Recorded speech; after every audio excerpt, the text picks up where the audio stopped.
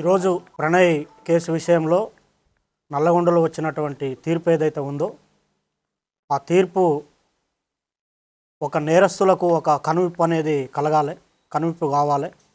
ఎందుకంటే మా బాబు ప్రణయ్ హత్య జరిగినప్పుడు ఇదే చివరి హత్య జరగాలని చెప్పి జస్టిస్ ఫర్ ప్రణయ్ అని చెప్పి చాలా మేము పోరాటం చేశాము. కానీ ఆ హత్య తర్వాత కూడా చాలా హత్యలు జరగటం అనేది జరిగింది.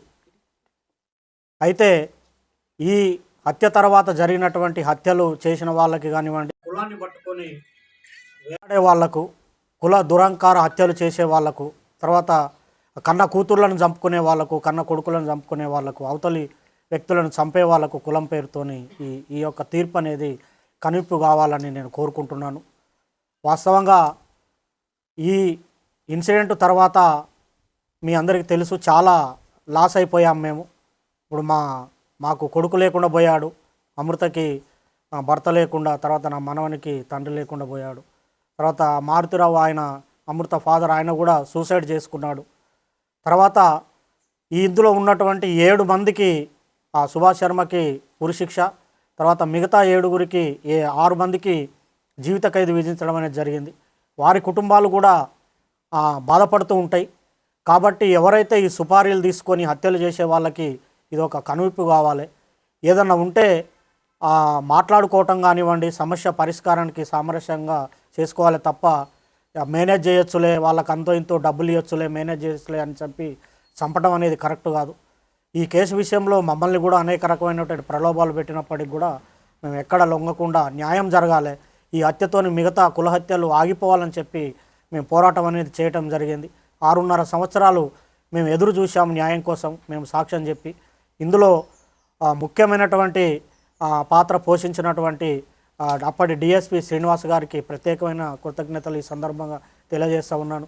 ఎందుకంటే సారు ఐఓగా చాలా గొప్పగా ఆ కేసును పకడ్బందీగా, చాలామంది మమ్మల్ని అన్నారు ఎందుకు కేసు లేట్ అవుతుంది, ఛార్జ్షీట్ లేట్ అవుతుంది, ఏదో జరుగుతుందని.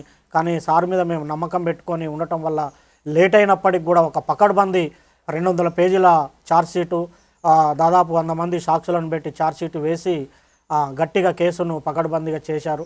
తర్వాత దానికి సహకరించినటువంటి ఎస్పీ రంగనాథ్ గారికి కూడా ఈ సందర్భంగా ప్రత్యేకమైన కృతజ్ఞతలు తెలియజేస్తూ ఉన్నాను. సార్ ఆధ్వర్యంలో మంచి టీము సుభాష్ శర్మను ఆ రోజు వెళ్ళి పట్టుకోవటము, తర్వాత నిందితులందరినీ పట్టుకోవటం విషయంలో కూడా సారు అనేకమైనటువంటి టెక్నిక్స్ ఉపయోగించి, టెక్నికల్ ఎవిడెన్స్ ఉపయోగించి తర్వాత ఈ సాక్ష్యాలను కూడా ప్రొడ్యూస్ చేయడం అనేది జరిగింది. అందులో ఇంకొకటి ముఖ్యమైన విషయం ఏంటంటే ఈ కేసుకు వాదించినటువంటి అడ్వకేటు దర్శనం నరసింహ గారు చాలా గొప్ప వ్యక్తి ఆయన. ఎందుకంటే ఆయనకు కూడా ఎలాంటి ప్రలోభాలకు లొంగకుండా ఒక న్యాయం అనేది జరగాలి, ఈ సొసైటీలో న్యాయం ఉండాలని చెప్పి ఆయన కూడా గట్టిగా ఎలాంటి ప్రలోభాలకు లోను కాకుండా ఆయన కూడా చివరి వరకు కూడా న్యాయం కోసం పోరాటం అనేది చేయటం జరిగింది. చివరికి ఈరోజు వచ్చినటువంటి తీర్పుతోని న్యాయం అనేది జరిగింది.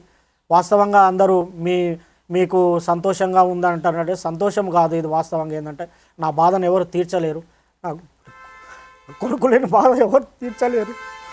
మేము ప్రతినిత్యం బాధపడుతూనే ఉన్నాం. ఎవరన్నా బయట బాబులు కనపడినప్పుడల్లా, మా బాని క్లాస్మేట్స్ కనిపించినప్పుడల్లా బాధ ఉంటుంది. కాబట్టి దయచేసి నేను చెప్పేది ఏంటంటే చంపుకోవటం అనేది కరెక్ట్ కాదు. ఇప్పుడు నా మనవాడు ఉన్నాడు, మనవడిని కూడా నేను చూసుకోవాలి. మాకు ఎవరి మీద కోపాలు లేవు.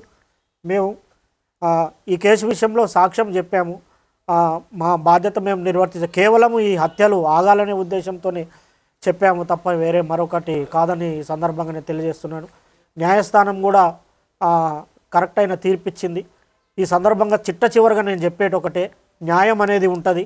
పోలీసులు కానివ్వండి, చట్టం కానివ్వండి, న్యాయమూర్తులు కానివ్వండి, న్యాయవాదులు కానివ్వండి ప్రలోభాలకు లొంగుకారు. ఈ దేశంలో, ఈ రాష్ట్రంలో, ఈ సమాజంలో న్యాయం అనేది ఉందని మరొకసారి రుజువందని తెలియజేసుకుంటూ సెలవు తీసుకుంటున్నాను.